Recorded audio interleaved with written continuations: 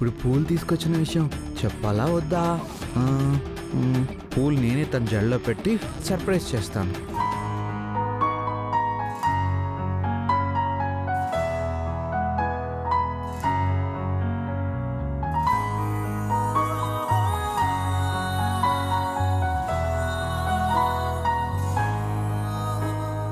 నాకు తెలియని లోకమేదో నన్ను పిలిచేనా, చిరుగాలి తాకిన మేఘమై మరి నేను కరిగానా.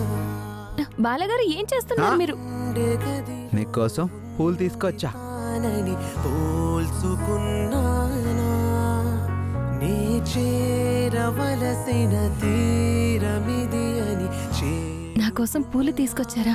అవును, నా భార్య కోసం తీసుకొచ్చా. కాదుగా ఎదలయంత మారగా ఇది మరేదో జన్మగా ఉందిగా,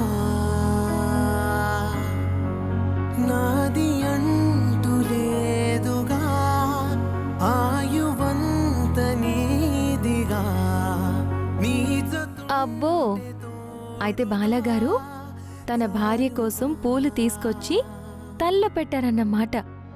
మరి చెప్పొచ్చుగా. ఏమో సుందరి, ఇంతకు ముందు తీసుకొచ్చినప్పుడు నీకు చెప్పేవాడిని, తల్లో కూడా పెట్టేవాడిని. కానీ అప్పుడు కంటే ఇప్పుడే చాలా సంతోషంగా ఉంది తెలుసా. సుందరి, నేను నేను ఇంకొక సర్ప్రైజ్ ఇవ్వనా? ఇంకో సర్ప్రైజా? అవును. ఏంటది?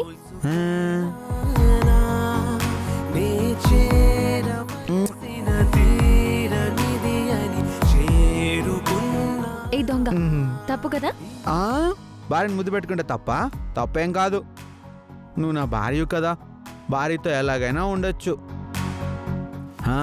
నువ్వు నువ్వు త్వరగా వంట చేస్తే భోజనం చేసి చేసేసి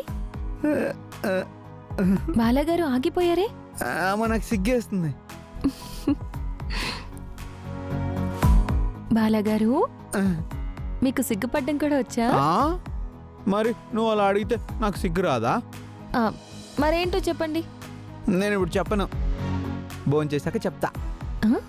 చెప్పండి. చెప్పను. బాలగారు,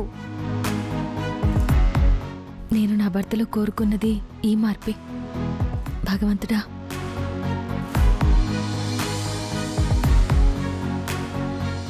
నా భర్త నాతో జీవితాంతం ఇలాగే ఉండేలాగా చూడు తండ్రి.